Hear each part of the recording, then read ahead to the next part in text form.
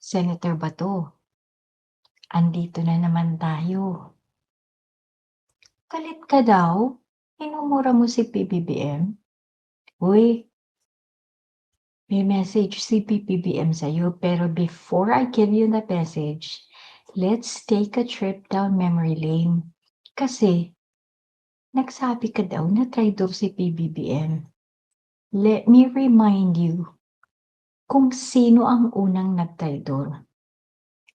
Alam mo ba, merong isang senador na nag-chair ng isang motu proprio Senate investigation in aid of legislation. This was in relation to a IDEA leaks investigation. Itago na lang natin sa pangalang Senator Bato de la Rosa. Kilala mo ba yun? Ang kanyang star witness ay isang disgraced ex-PIDEA agent na ang pangalan ay si Jonathan Morales. Itong ex-PIDEA agent na to ay may decades history ng false testimonies.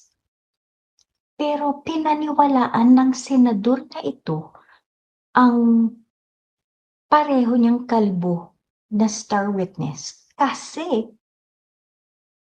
ang dokumentong dala-dala ni Morales ay dadadadaan, may punched holes.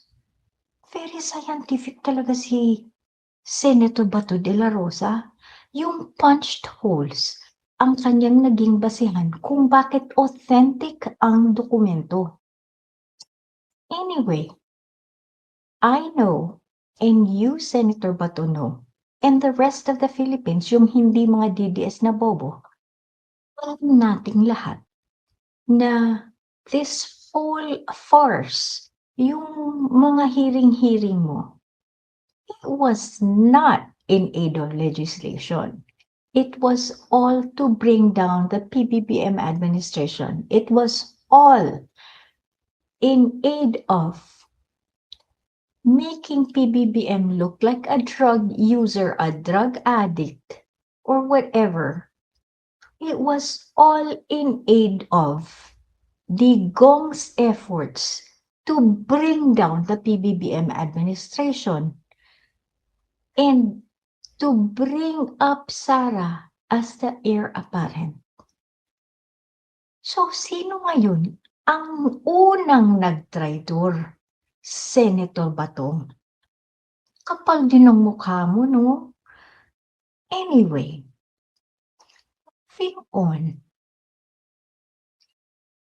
Anong ginawa ng tatay mo na amo mo din na si FPRRD?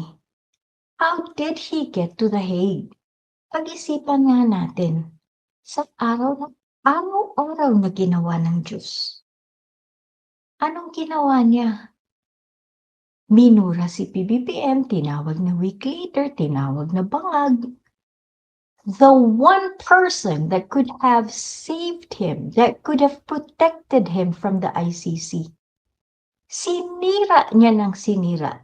Yet, you and the rest of the DDS and the Duterte clan expected PBBM to just roll over and still protect this man. Ang tao na bumalahura sa kanya, in-expect nyo na protektahan pa din siya. Must be kidding me. Sinong tanga ang gagawa nun? Come on. I mean, seriously. And now, you are doing the exact same thing that FPRRD did. Minumura mo na ngayon si PBBM kung ano-anong sinasabi mo. How did that turn out for FPRRD? He's in The Hague now. Let's see how it turns out for you.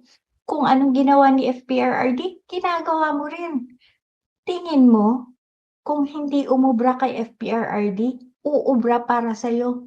Good luck. Anyway, Ang message ni PBBM sa'yo ay ito. Nung dumating daw yung warrant from the ICC through the Interpol, binuksan niya ba 'to? Ngayon, hindi siya sure kung authentic ba. Pero nung kinuha niya sa envelope, hala ka, pato, may punched holes. Dun niya nalaman na authentic. Okay ba ba 'to? See you around. Bye!